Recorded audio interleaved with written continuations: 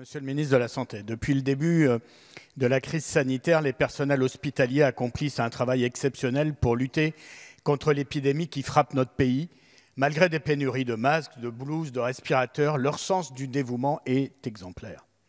Chacun mesure combien notre système public de santé est un bien commun qu'il nous faut préserver et renforcer pour répondre aux défis de l'avenir.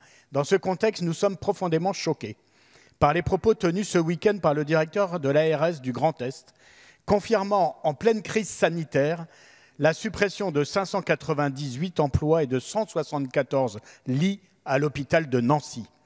Ces propos indécents font également écho à une note de la Caisse des dépôts du 26 mars dernier, commandée par vous-même et par le président de la République. Loin d'envisager un plan massif d'investissement dans l'hôpital public, ce document ne fait que reprendre les recettes éculées qui ont affaibli le service public de santé en prévoyant une privatisation rampante et en poursuivant la marchandisation des soins.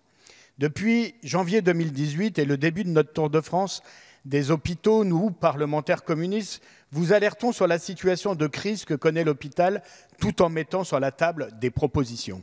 Cette crise révèle encore plus l'exigence d'abandonner les orientations de ces 30 dernières années conduisant aux suppressions d'emplois et aux suppressions de lits. Monsieur le ministre, des propos de certains responsables d'administration ou les recommandations des milieux financiers nous inquiètent et inquiètent le pays sur l'avenir de l'hôpital public. Alors pouvez-vous nous préciser et pourquoi pas nous rassurer sur l'état d'esprit qui est le vôtre et celui du gouvernement sur l'avenir de l'hôpital public au sortir de cette crise sanitaire? Merci.